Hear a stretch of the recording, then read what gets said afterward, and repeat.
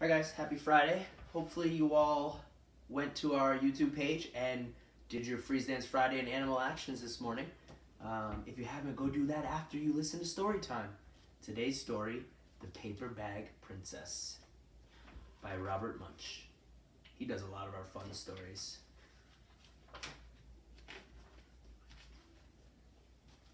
Elizabeth was a beautiful princess. She lived in a castle and had expensive princess clothes. She was going to marry a prince named Ronald.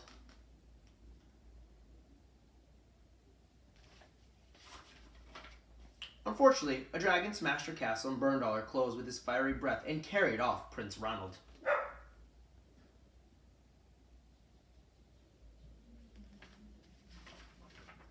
Elizabeth decided to chase the dragon and get Ronald back. She looked everywhere to find something to wear, but the only thing she could find that was not burnt was a paper bag. So she put on the paper bag and followed the dragon. He was easy to follow because he left a trail of burnt forest and horse bones.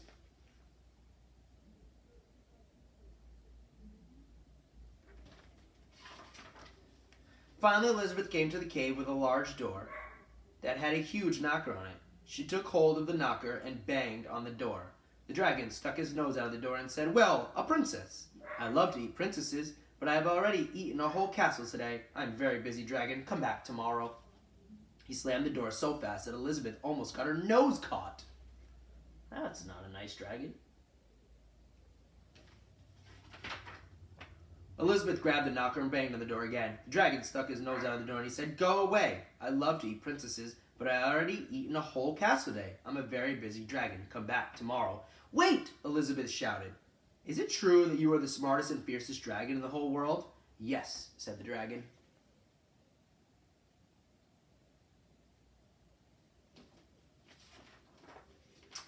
"Is it true," said Elizabeth, "that you can burn up 10 forests with your fiery breath?" "Oh yes," said the dragon, and he took a huge deep breath and breathed out so much fire that he burnt up 50 forests.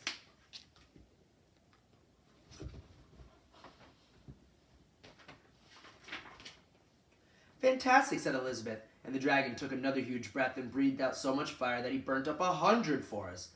"Magnificent," said Elizabeth, and the dragon took another huge deep breath, but this time nothing came out. The dragon didn't have enough fire left to cook a meatball.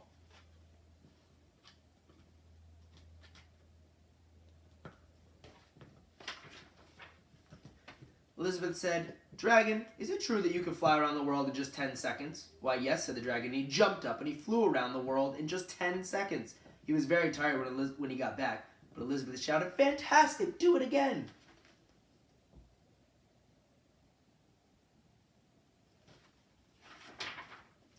So the dragon jumped up and flew around the whole world in just 20 seconds. When he got back, he was too tired to talk, and he laid down and went straight to sleep.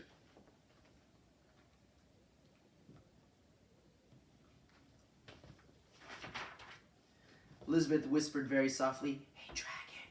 The dragon didn't move at all. She lifted up the dragon's ear and put her head in right inside. She shouted as loud as she could, "Hey, dragon!" The dragon was so tired he didn't even move.